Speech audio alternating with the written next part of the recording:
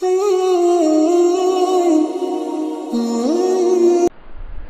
تعالیٰ نے جہاں سے اس واقعے کا بیان شروع ہوا وہ تو پہلے درس میں ان آیتوں کی تشریح ہوئی تھی. آج جہاں سے میں نے تلاوت شروع کی ہے وہاں اللہ تعالیٰ نے ارشاد فرمایا ہے لقد کان یوسف فی یوسف و اخوتہ آیات للسائلین. اللہ تعالیٰ ارشاد فرماتے ہیں کہ یوسف اور ان کے بھائیوں کے قصے میں پوچھنے والوں کے لیے بہت کام کی باتیں ہیں، بڑی نشانیاں ہیں. ایک تو یہ بات ذہن میں رکھیے کہ یہودی عجیب و غریب مزاج کی قوم ہے اور پہلے سے ہے. صاف چھپتے بھی نہیں، سامنے آتے بھی نہیں، پردے کے پیچھے سے دوسروں کو استعمال کرنے کے بڑے ماہر ہیں. آج بھی یہی ہو رہا ہے. سامنے سے آ کر مقابلہ کرنے کی تاریخ ان کی پہلے بھی نہیں تھی، آج بھی نہیں ہے. چنانچہ انہوں نے مکے کے ان بت پرستوں کو جو بیچارے پڑھے لکھے نہیں تھے ان کو وہ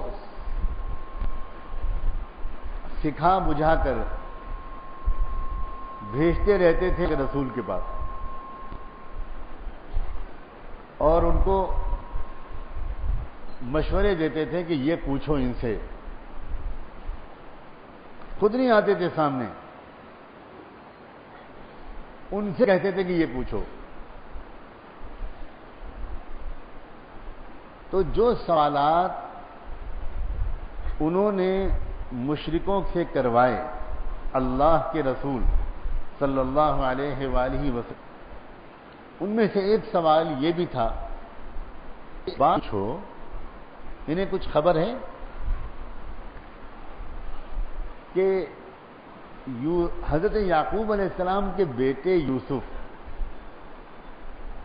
یہ آخر اپنے وطن فلسطین سے چھوڑ کر یہ مصر میں کہاں سے آ کر بس گئے؟ یا یہ پوچھو کہ وہ جو ہماری قوم ہے یہودی جو تھے وہ انہی کی تو اولاد تھے حضرت یعقوب علیہ السلام کی. تو یہ پوچھو کہ یہ جو بنو اسرائیل کے لوگ ہیں یہ خاندان یہ فلسطین سے منتقل ہو کر مصر میں کیسے پہنچا؟ ہمیشہ یاد رکھیے کہ دعوت دینے والے سے جو سوالات لوگ کرتے ہیں ان میں سے ہر سوال کرنے والے کا رہنمائی حاصل کرنا نہیں ہوتا، بلکہ الٹے سیدھے سوال کر کے اپنی قابلیت کا اظہار یا موضوع کو بدلنا اس طرح کے مقاصد بھی ہو سکتے ہیں. اس لیے یہ آج کل کا فیشن تو ہو سکتا ہے کہ ہر لیکچر کے بعد کوشچن آنسر کا سیشن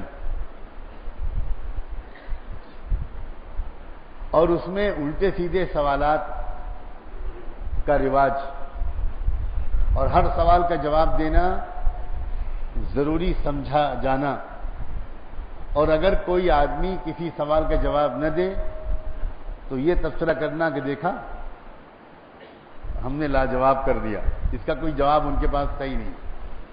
یہ آج کا فیشن ہو سکتا ہے، نبیوں کی سنت یہ نہیں تھی. یہ بھی نہیں تھی کہ کسی کو کچھ پوچھنے کی اجازت ہی نہیں، اور اگر کوئی کچھ پوچھے تو اس پر مولانا صاحب ناراض ہو جائیں، یہ بھی نہیں. بلکہ سیکھنے کے ارادے سے کوئی پوچھنا چاہے تو ضرور پوچھے، اور خوشی سے انبیاء علیہ السلام اور ان کے سچے جانشین بہت محبت سے اس کا جواب دیا کرتے تھے. لیکن وہ سوال جو جس کے پیچھے مقصد کچھ اور ہو اس کا جواب نہیں دیا جاتا.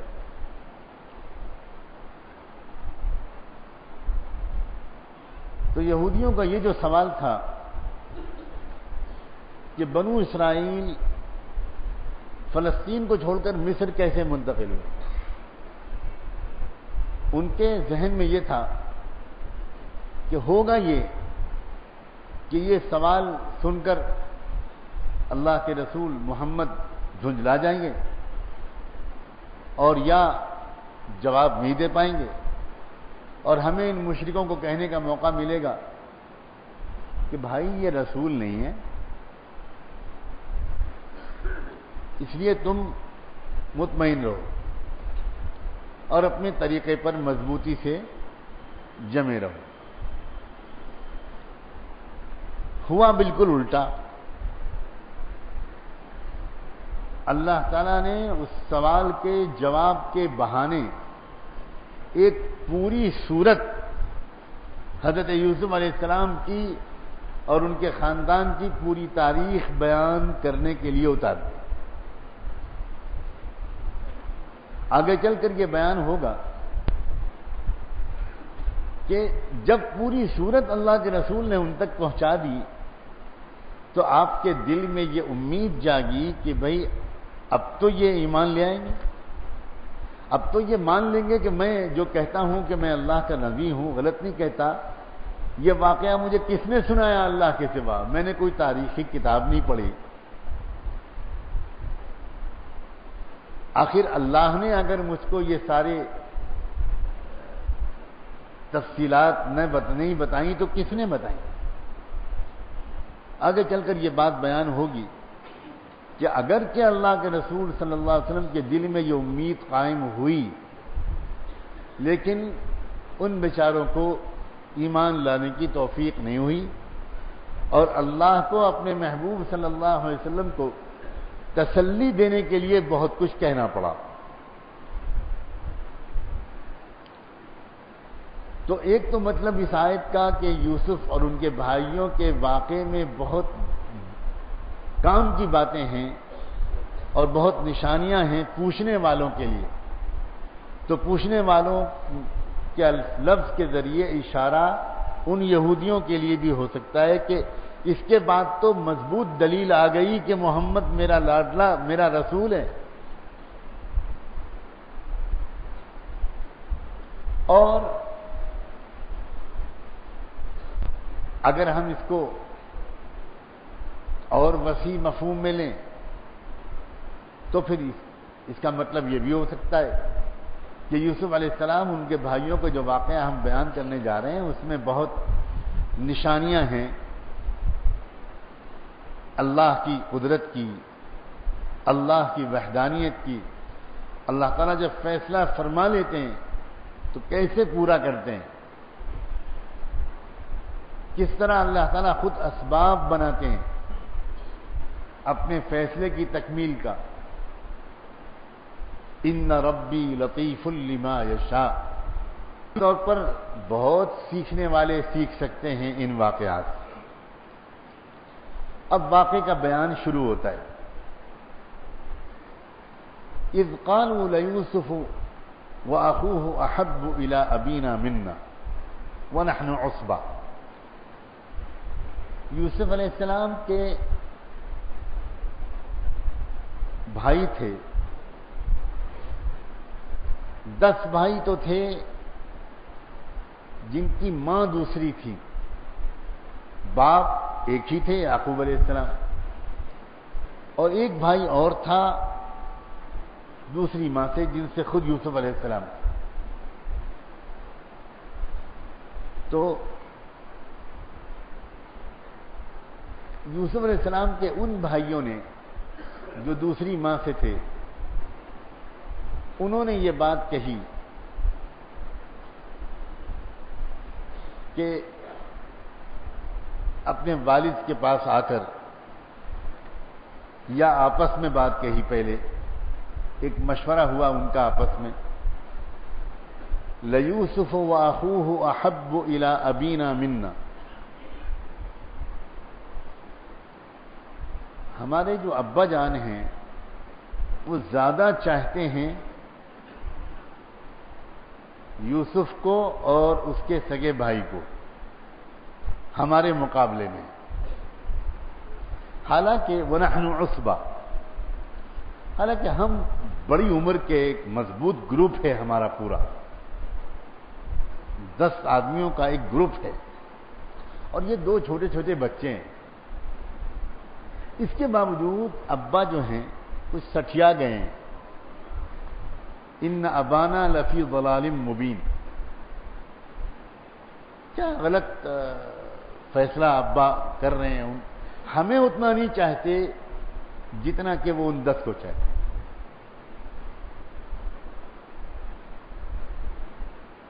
ایک بات کا پتہ چلا کہ ایک نیک انسان بھی ایسا ہو سکتا ہے کہ اس کے اگر چند بچے ہوں اور ان میں ایک آدھ زیادہ ادب کرنے والا، خدمت کرنے والا، زیادہ محبت کرنے والا، زیادہ صلاحیتوں والا ہو، تو بہت ممکن ہے کہ اس باپ کا قلبی تعلق اس بچے سے زیادہ ہو۔ دوسرے بچوں کو اس پر جلنے کے بجائے انہیں یہ سوچ لیں اگر وہ کہ بھئی کیا خاص چیزیں ہیں جس کی وجہ سے ہمارے اس بھائی کو ابا جان کی محبت زیادہ حاصل ہے، ہمیں نہیں حاصل ہے، تو بجائے اس کے کہ وہ بھائی سے جلنے لگے اور باپ کے ذوق اور مزاج اور انتخاب پر اعتراض کرنے لگے، اس کے بجائے وہ اپنے اندر کوئی کمی تلاش کریں اور اس کمی کو دور کر کے باپ کی محبت اتنی ہی حاصل کرنے کی کوشش کریں۔ یہ بھی ایک راستہ ہو سکتا ہے، لیکن عام طور پر ایسا لوگ نہیں کر پاتے، ان کو حسد ہونے لگتا ہے، جلن ہونے لگتی ہے، اور وہ الزام باپ پر اور ان بھائیوں پر جن کو باپ کی زیادہ محبت حاصل ہے ان پر لگنے لگتے۔ اپنی کمیوں کو تلاش کرنا اور دوسرے کو الزام نہ دینا یہ ذرا اونچے ظرف کی بات ہے، وہی کر سکتا ہے جو زیادہ سمجھدار ہو۔ عام طور پر لوگ وہی کرتے ہیں جو یوسف کے بھائیوں نے کیا۔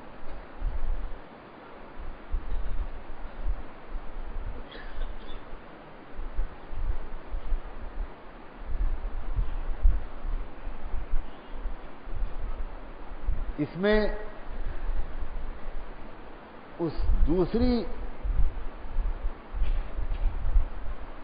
اگر بیوی کی تربیت کو بھی بڑا دخل ہو سکتا ہے، اسے چاہیے کہ وہ اس بات کا خیال رکھے کہ اس کے گھر میں ایسی فضا نہ بننے پائے، ایسا ماحول نہ بننے پائے، اپنی طرف سے بہت باریک باریک باتوں پر نگاہ رکھتے ہوئے اسے اس کی کوشش کرنی چاہیے۔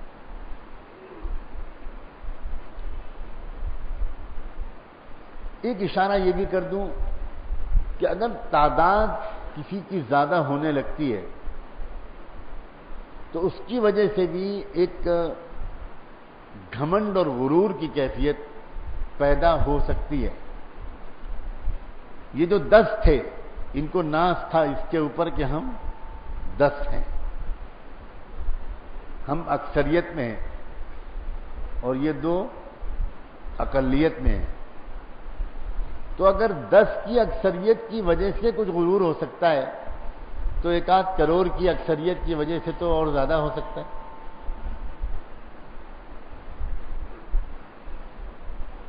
اور عام طور پر غرور اور حسد افراد کو بھی لڑاتا ہے، جماعتوں کو بھی لڑاتا ہے، اداروں کو بھی لڑاتا ہے، قوموں کو بھی لڑاتا ہے۔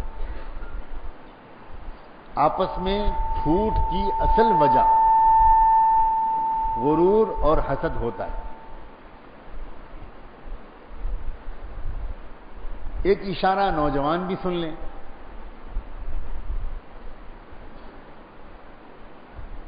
نوجوانوں کے عام طور پر ذہن میں یہ آتا ہے کہ ہمارے ابا بڈھے ہو گئے ہیں، یہ ایکسپائرڈ، ان کی ڈیٹ ایکسپائر ہو چکی ہے، یہ خود ایکسپائر نہیں ہوئے. یہ وہ دوا ہے جس کی استعمال کی ڈیٹ ختم ہو چکی ہے. یہ باتیں ایسی کرتے ہیں. ہم زیادہ سمجھدار لوگ ہیں. اے نوجوانوں، تم اگر 40 سال کے ہو، 30 سال کے ہو، تو تمہارے ابا 60 سال کے. تو وہ جو عمر ہے نا، وہ عمر تم سمجھ رہے ہو ہم بہت بڑے ہو گئے، تو کیا تم بڑے ہوئے ہو، تمہارے اماں ابا چھوٹے ہوئے؟ خدا کے بندو، تم اگر بڑے ہوئے ہو تو تمہارے اماں ابا اور بڑے ہوئے. تم تھوڑے اور بڑے ہوں گے تو تمہارے اماں ابا اور بڑے ہو جائیں گے. بہرحال بڑے وہی رہیں گے، زیادہ تجربے کار وہی رہیں گے. لیکن اکثر نوجوانوں کے ذہنوں میں کوئی کیڑا آ جاتا ہے، جراثیم.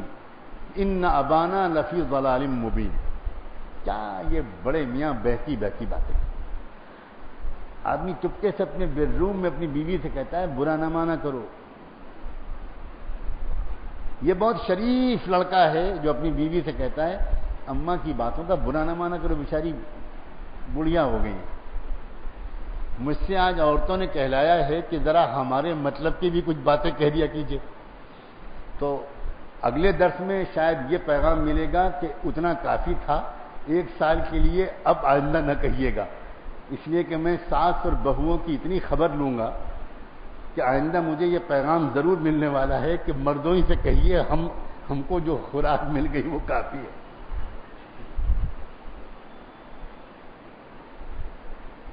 ان ابانا لفی ضلال مبین. عجیب جملہ ہے یہ. اکثر نوجوانوں کے ذہنوں میں یہ بات آتی ہے، چاہے وہ اپنی ماں کے بارے میں آئے، چاہے باپ کے بارے میں آئے، چاہے ساس اور سسر کے بارے میں آئے. یہ بہکی بہکی بات. اللہ بچائے. اس بات کے کہنے والے کا وہی انجام ہو سکتا ہے جو سب سے پہلے اس جملے کے کہنے والے یوسف کے بھائیوں کا ہوا تھا. جن لوگوں نے اپنے باپ کو سچایا ہوا کہا تھا، انہی لوگوں کو اپنے بھائی کے سامنے فقیری کا پیالہ لے کر خیرات مانگنی پڑی. اس لیے کبھی اپنے کسی بڑے کو بہکی بہکی باتیں کرنے والا مت کہنا، اور یہ سمجھنا کہ ہم زیادہ سمجھتے ہیں، ہمارے ماں باپ کم سمجھتے ہیں، یہ بڑی سنگین غلط ہے. یہاں تک کہ اگر کسی کے ماں باپ کم پڑھے لکھے، آپ آ گئے بمبئی اور یہاں آپ نے تعلیم حاصل کر لی، کاروبار بھی اچھا ہو گیا، اور آپ کے ماں باپ گاؤں میں ہیں، کھیتی کرتے ہیں، دیہات کے لوگ ہیں، تو خیال رکھیں حاشیے خیال میں بھی یہ بات نہ آنے پائے کہ ہم ذرا قابل لوگ ہیں، تو جب بھی دوستوں کی محفل ہو، کوئی تقریب ہو، کوئی ولیمہ ہو، تو ایسا نہ خدا نہ کرے کریں کہ آپ چپکے سے اپنے والد سے کہیں کہ ابا ذرا میرے پڑھے لکھے دوست ہیں، کوئی MBA کیے ہوئے ہے، کوئی IAS آفیسر بننے والا ہے، تو آپ ذرا سامنے مت آئیے گا. آپ دیہاتی لنگی پہنے چلے آئیں گے اور پھر مجھے شرمندگی اٹھانی پڑے گی. اور اگر آ گئے آپ تو برا نہ مانیے گا، اس لیے کہ میں آپ کو اپنے باپ کی حیثیت سے ان سے تعارف نہیں کراؤں گا. کوئی پوچھے گا کہ یہ بڑے میاں کون ہیں جو بار بار آ رہے ہیں، تو میں کہہ دوں گا کہ یہ ہمارے یہاں ذرا گاؤں سے آئے ہیں کچھ علاج کرانے، تھوڑے دن اپنے یہاں گھر میں رکھ لیا. یہ واقعات میں اشاروں میں کہہ رہا ہوں، یہ عملی واقعات ہیں. ایسے لوگ ہمارے معاشرے میں کم تعداد میں نہیں ہیں جو اتنے نمک حرام اور اتنے غیر تربیت یافتہ ہیں کہ وہ صرف اس لیے کہ ان کے ماں باپ ذرا گھٹیا کپڑے پہنتے ہیں، دیہاتی زبان بولتے ہیں اور پڑھے لکھے نہیں ہیں، وہ ان ماں باپ کو حقیر نگاہ سے دیکھنے لگے اور اپنے دوستوں کی محفل میں اپنے ماں باپ کی عزت کرنے سے معذرت کرنے لگے. خبردار نوجوانوں، تم کچھ بھی بن جاؤ، تم فخر سے کہنا کسی بھی محفل میں کہ یہ میرے والد ماجد ہیں، میں جو کچھ ہوں وہ ان کی جوتیوں کے صدقے، میں جو کچھ ہوں وہ ان کی دعاؤں کے صدقے ہوں.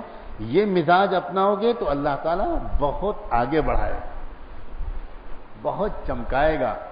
اور اگر خدا نہ خواستہ انجانے میں وہ مزاج بن گیا تو نقصان تو پہنچ جائے گا. انجانے میں بھی گولی اگر چل گئی تو گولی کا نقصان تو پہنچے گا. انجانے میں بھی اگر خدا نہ خواستہ کسی نے اپنے بوڑھے ماں باپ کو حقیر نگاہوں سے دیکھ لیا یا اس پر ایسا کوئی کمنٹ کر دیا جیسا ان لوگوں نے کیا تھا تو اس کا نقصان پہنچ سکتا ہے. اقتلوا یوسف او اطرحوه ارضا یخل لکم وجہ ابیکم.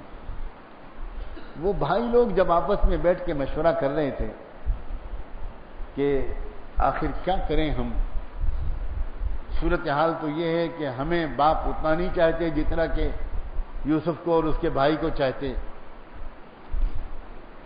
تو آخر اس کا حل کیا ہے؟ تو یہ حل ان کو نہیں سوچا کہ ہم اپنے اندر تبدیلی کریں، ان کو یہ حل سوچا کہ یوسف کو راستے سے ہٹا دیں. نہ رہے گا بانس اور نہ بجے گی بانس. تھوڑے دن رو دھو کے سب ختم ہو جائے گا معاملہ اور پھر ہم ہی ہم ہوں گے. تو ابا کو ہمیں سب سے زیادہ چاہنا پڑے گا.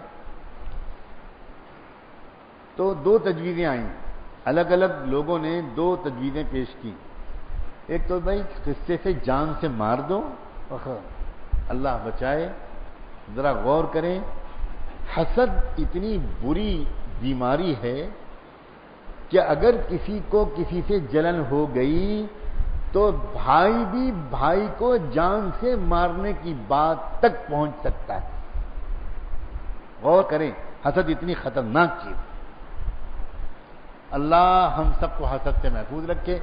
ہمیں جو اللہ دے دے ہم اس میں خوش ہو جائیں، اور جس کو کچھ اور ملے اس کے لیے اللہ سے کہیں کہ اللہ اس کو اور دے، تیرے خزانے میں کوئی کمی نہیں، مجھے کوئی شکایت نہیں. آپ نے جس کو جو دیا ہے آپ کی تقسیم پر میں راضی ہوں.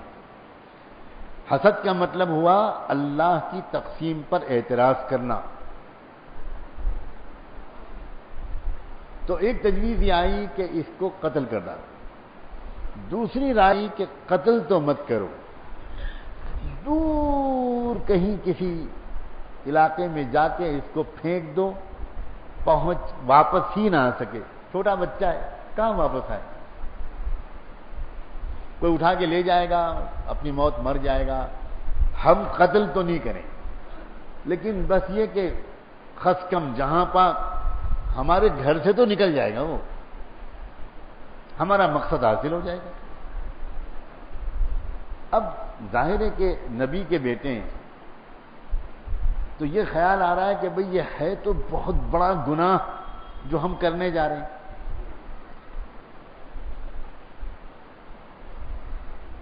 جب آدمی کے دل میں گناہ کا خیال آتا ہے اور ادھر دوسرا خیال آتا ہے کہ بھئی یہ گناہ ہے، تو ذرا میں اور آپ اپنے دل کو جھانک کر دیکھیں. ایک تیسرا خیال بھی آتا ہے، اللہ نہ کرے، وہ یہ کہ بھائی اس وقت تو کرو، بعد میں توبہ کرے. یہ تیسرا خیال بہت خطرناک خیال ہے. دوسرا خیال جو بیچ میں آیا کہ بھئی یہ گناہ ہے، تو شیطان اس دوسرے خیال کے اثر کو زائل کرنے کے لیے ایک اور تیسرا خیال ذہن میں ڈالتا ہے کہ ہاں یہ ہے گناہ، کون کہہ رہا ہے کہ نیک کام ہے، مگر کیا ہے، اللہ تو بہت غفور الرحیم ہے، اس وقت کر لو، موقع نہیں ملے گا، بعد میں معافی مانگ لے. یاد رکھیں، جس نے اس تیسرے خیال پر عمل کر کے گناہ کر لیا، اس کو یوسف علیہ السلام کے بھائیوں کی طرح کی ذلت کے لیے تیار ہو جانا چاہیے. اور ایک خیال یوسف علیہ السلام کے ذہن میں آیا تھا جب زلیخا نے ان کو بہکایا تھا، جس کی تفصیل آگے آئے گی. ان کے دل میں بھی شیطان نے یہ خیال ڈالنے کی کوشش کی ہوگی، کر ڈالو، لیکن ان کے دل میں جو خیال غالب ہوا وہ کیا ہوا کہ معاذ اللہ، اللہ مجھے بچا، اے اللہ مجھے بچا اس گناہ سے، اللہ مجھے بچا لے. انہوں نے یہ نہیں سوچا کہ اس وقت کر لیں بعد میں توبہ کر لیں گے، انہوں نے یہ سوچا کہ مجھے ابھی بچنا ہے فوراً، اور میں خود نہیں بچ پاؤں گا، اللہ مجھے بچایا، اے اللہ مجھے بچا، اے اللہ مجھے بچا۔ وہ بچ گئے اور وہ کن بلندیوں تک پہنچے، کتنی عزت ان کو ملی۔ تو پتہ یہ چلا، یہ سبق ملا کہ اگر گناہوں سے بچ جاؤ گے تو آنے والی زندگی میں عزت ملے گی، اور اگر گناہ کر ڈالو گے، چاہے یہ سوچ کر کرو کہ بعد میں توبہ کر لیں گے، تو بعد میں آنے والی زندگی میں ذلت ملے گی۔ لیکن یوسف علیہ السلام کے بھائی بیچارے اسی سوچ میں اٹک گئے کہ اس وقت تو یوسف کو راستے سے ہٹا دیتے ہیں اور بعد میں توبہ کر کے نیک آدمی بن جائیں۔ قال قائل منهم لا تقتلوا یوسف، ان میں سے ایک بھائی نے رائے دیتے ہوئے آخر میں یہ کہا، یا شاید یہ بڑا تھا ان میں، تو اس نے گویا فیصلے کے طور پر یہ بات کہی کہ لا تقتلوا یوسف، کہ دیکھو بھئی یوسف کو جان سے مار دینے والی بات تو مت سوچو، وَأَلْقُوهُ فِي غَيَابَةِ الْجُبِّ، یہ جو رائے دوسری آئی تھی کہ دور کہیں پھینک دو، تو میں اس میں اضافہ کر کے یہ کہتا ہوں کہ خالی زمین میں، سڑک پر، گاؤں میں، کھیت میں ڈال کر مت آؤ، کسی اندھے کنویں میں ڈال کر، یلتقطہ بعض السیاح،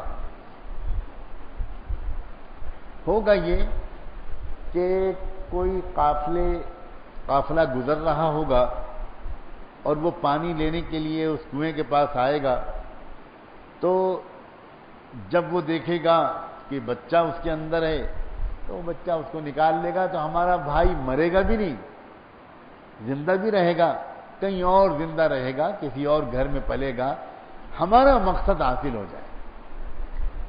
یہ ان بھائیوں میں سب سے شریف آدمی تھا جس نے یہ رائے۔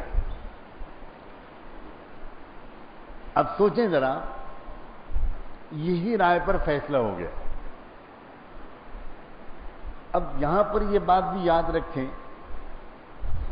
کہ اللہ تعالیٰ کی تقدیر میں فیصلہ کیا تھا، یوسف کے زندہ رہنے کا یا ختم ہو جانے کا؟ زندہ رہنے۔ تو اس مشورے میں اور کچھ طے ہو سکتا تھا؟ طے تو وہی ہو سکتا تھا جو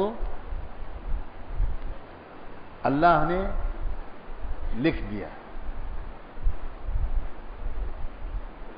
چنانچہ اس طرح یہ مشورہ مکمل ہوا۔ اب یہ لوگ واپس آئے، اب آئے اپنے ابا جان کی خدمت میں آئے۔ قالوا یا ابانا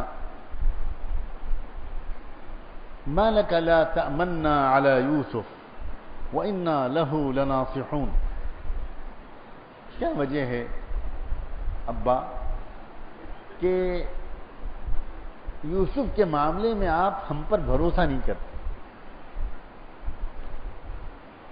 آپ یوسف کو اپنے کلیجے سے لگائے رکھتے ہیں، ہمارے ساتھ مکس اپ نہیں ہونے دیتے،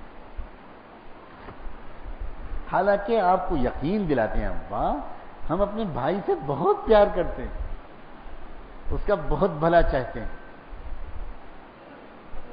چور کی داڑھی میں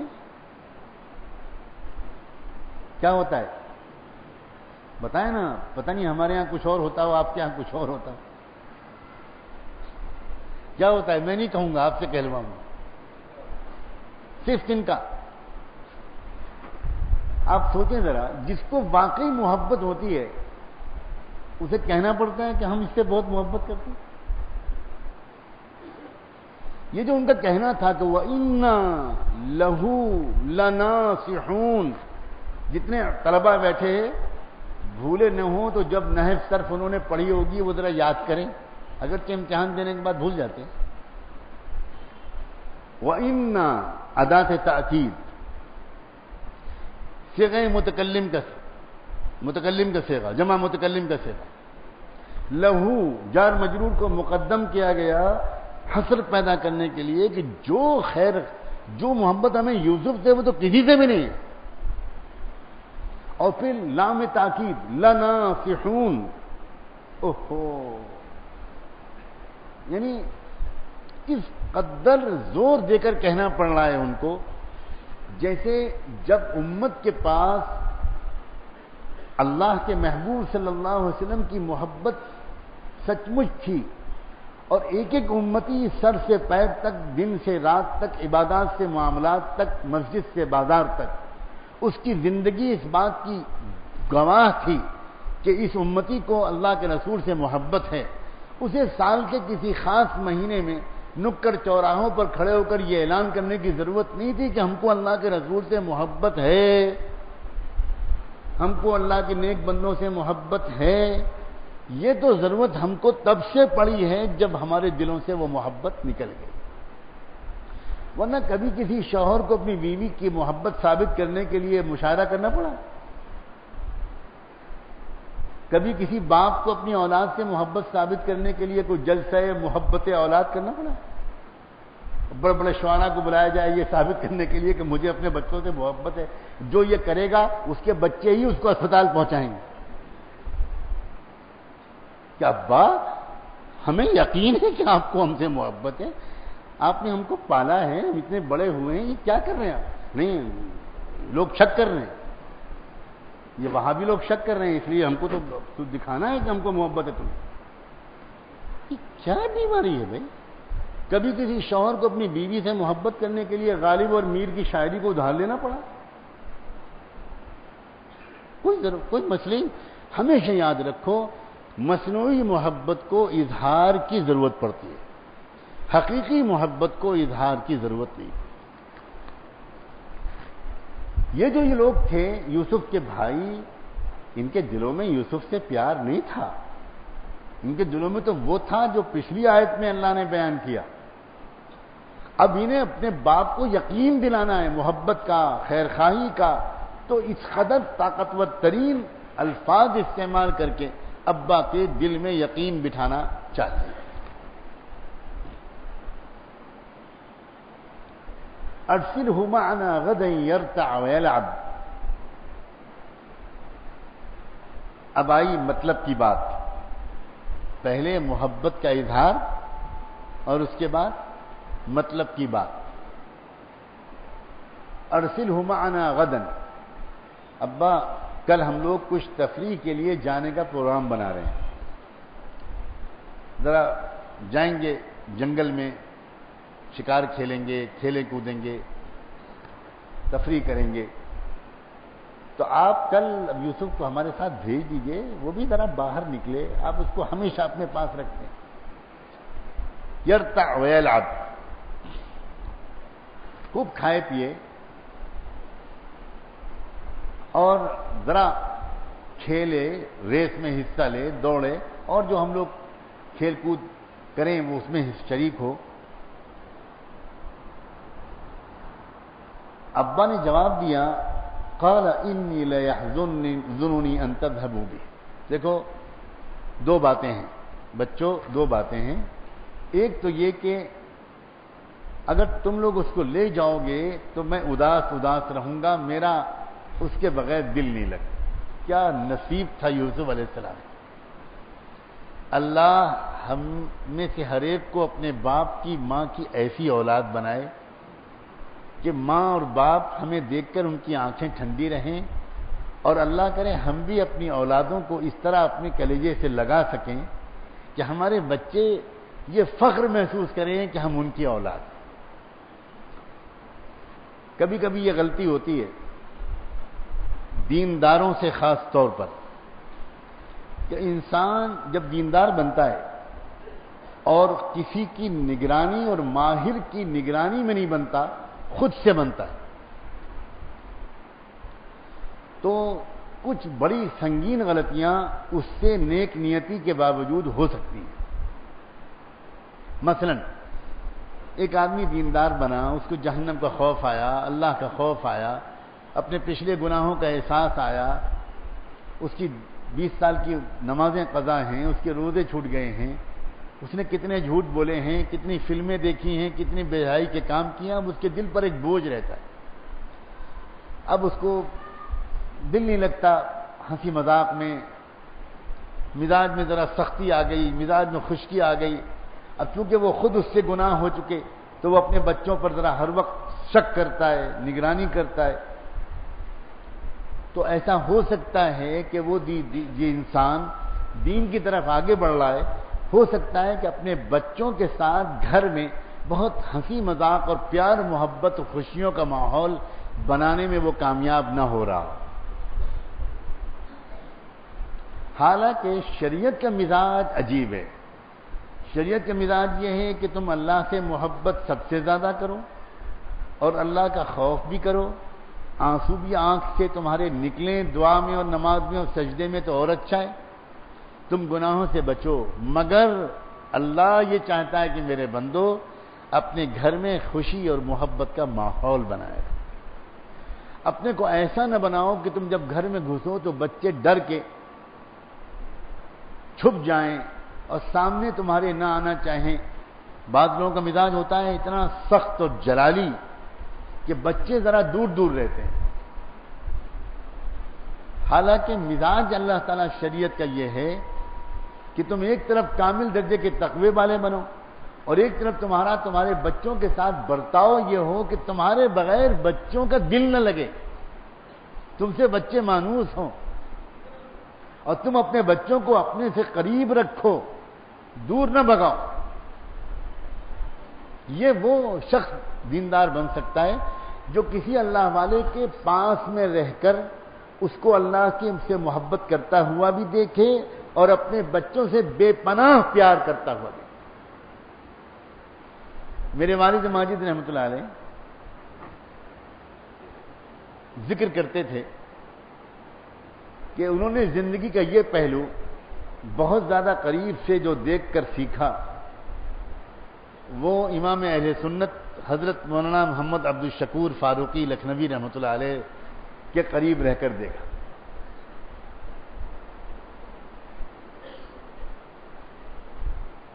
وہ اس قدر محبت کرتے تھے اپنے بچوں سے کہ حضرت میرے والد ماجد فرماتے تھے کہ شروع میں مجھ کو لگتا کہ اتنے بھلا والے ہو کر اپنے بچوں سے اتنی محبت کرتے ہیں.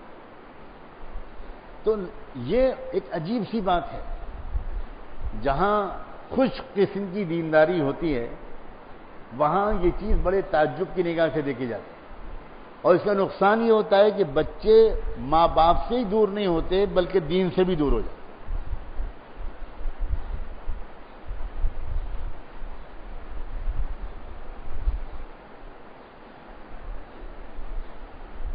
میں اگر آج یہ بات بھی کہہ دوں کہ میں نے اپنی آنکھوں سے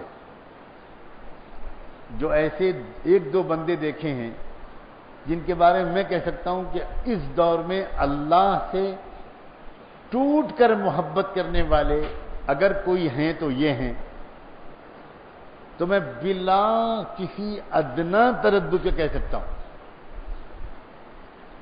الگ الگ اللہ والوں کے اوصاف اور رنگ ہوتے ہیں. ایک بندہ میں نے دیکھا تھا حضرت مولانا محمد احمد صاحب پرتاپ بڑی نمبر اللہ. ان کو دیکھ کر یہ سمجھ میں آیا تھا کہ اللہ سے محبت کا مطلب کیا ہو. ایسی محبت میں کیا بتاؤں، ایسے لگتا تھا جیسے وہ اللہ سے معانقہ کر رہے ہیں، اللہ تعالیٰ کے چوم رہے ہیں، اللہ کو پیار کر رہے ہیں، اللہ سے باتیں کر رہے ہیں، اللہ سے لپٹ رہے ہیں، اللہ سے منا رہے ہیں. عجیب کیفیت تھی، میں اس کو لفظوں میں بیان ہی نہیں کر سکتا. یہی رنگ، بالکل یہی رنگ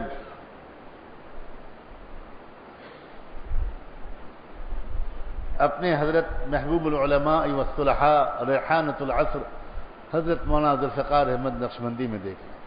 میں بیان ہی نہیں کر سکتا کہ ان کی خلوتوں میں اللہ تعالیٰ سے محبت کی کیا منظر آنکھوں نے دیکھے. سمجھ ہی نہیں پاتے تھے کہ اللہ کی محبت اس طرح بھی ہوتی ہے. ایسی کیفیت دل میں اللہ کو دیکھ لینے کا شوق، اللہ کو پا لینے کی تمنا. عجیب.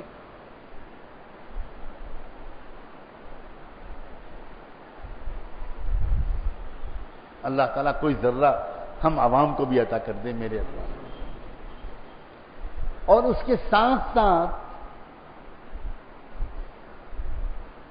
حضرت مولانا محمد احمد صاحب پرتاپ گڑھی میں بھی اور موجودہ اپنے ان حضرت میں بھی اپنے بچوں سے، اپنے چھوٹوں سے، اپنے گھر کے بہوؤں سے، اپنے لوگوں سے جس طرح کی محبت نظر آ رہی ہے قریب سے دیکھ کر، وہ عام طور پر بالکل نظر نہیں آتی. ایک ہی دل میں اللہ کی محبت سب سے زیادہ، اسی دل میں اللہ کے رسول کی محبت اس کے بعد، اسی دل میں اللہ کے رسول کے بعد صدیق اکبر کی محبت ان کے بعد، اس کے بعد اللہ کے رسول کی محبت تمام صحابہ سے، اس کے بعد اللہ کے رسول کی محبت تمام فقہا محدثین سے، اور ان میں بھی سب سے زیادہ کسی ایک سے، اور اس کے بعد آگے چل کر چلتے چلے جائیے ہر دور میں، اور اس دور میں بھی عجیب حالت، اور اس سب کے بعد اسی دل میں اتنی جگہ کہ ان کے بچے فخر سے کہتے ہیں کہ دنیا میں کسی باپ نے اپنے بچوں کو اتنا پیار نہیں دیا ہوگا جتنے ہمارے ابو جی نے ہم کو. حالانکہ سال کے شاید پورے سال میں ٹوٹلی 20-25 دن وہ اپنے گھر پہ رہ پاتے ہیں، لیکن ان کے بچوں کو یہ شکایت نہیں ہے کہ ہمارے ابا تو دین کے کام کے لیے باہر ہی پھرتے رہتے ہیں، ہماری کوئی فکر نہیں کرتے. یہ ایک آرٹ ہے، ایک فن ہے، ایک طریقہ ہے اس طرح کا کہ اللہ کی محبت بھی ساتھ چل رہی ہے اور بچوں کی محبت بھی ساتھ چل رہی ہے. اب اس کے بعد میں کہتا ہوں یعقوب علیہ السلام کو جس طریقے کی محبت یوسف علیہ السلام سے تھی، وہ خشک مزاج دینداروں کی سمجھ میں نہیں آئے گی. اِنَّهُ لَيَحْزُنُنِي أَن تَذْهَبُوا بِهِ. بچوں میں کیا بتاؤں، جب یوسف تمہارے ساتھ چلا جاتا ہے تو مجھے کچھ اچھا نہیں لگتا. کوئی اللہ والا اگر یہ کہے تو آپ تو مجلس سے اٹھ کے چلے جائیں گے کہ یہ اللہ والے. اللہ والے تو وہ ہوتے ہیں جو بچوں کو 3 تھپڑ صبح اور 3 تھپڑ شام مارا کریں، اور اللہ والے تو وہ ہوتے ہیں کہ جب وہ گھر میں گھسیں تو کوئی بچہ چارپائی کے نیچے گھس جائے اور کوئی کباڑ کے اندر گھس جائے. چھوٹا بچہ آ گئے بھاگو بھاگو، کوئی تھانے دار صاحب آ گئے اور بیوی بیچاری تھر کانپ رہی کہ اللہ خیر کرے، اللہ خیر. یہ دینداری نہیں ہے، یہ دماغی بیماری ہے، یہ بیماری ہے، سنگین بیماری ہے. اللہ شفا دے. یہ بالکل دینداری. انہو لیحزننی انی لیحزننی ان تذهبوا به. اداس ہو جاتا وَأَخَافُ أَن يَأْكُلَهُ الذِّئْبُ. اور اس اداسی کے علاوہ یہ جو میں مس کرتا ہوں یوسف کو، اگر تم لے جاتے ہو تو میں اس قدر پریشان ہوتا ہوں. اس کے علاوہ ایک اور بات دیکھو، مجھے یہ ڈر لگتا ہے کہ جب تم لے کے جاؤ گے اور تم تو اپنی کھیل کود میں لگے رہو گے، تفریحات میں لگے رہو گے، اب جنگل کا مسئلہ ہے، بھیڑیا آئے گا میرے بچے کو کھا جائے گا، مجھے بہت ڈر لگتا. یہ ایک ایسے باپ کے الفاظ ہیں جو باپ بیٹے سے بے پناہ محبت کرتا، اور وہ اندیشہ بھی بتا رہا ہے کہ مجھے یہ ڈر ہے. جواب میں ان کے یوسف کے بھائیوں نے جواب میں یہ کہا لئن أكله الذئب ونحن عصبة إنا إذا لخاسرون.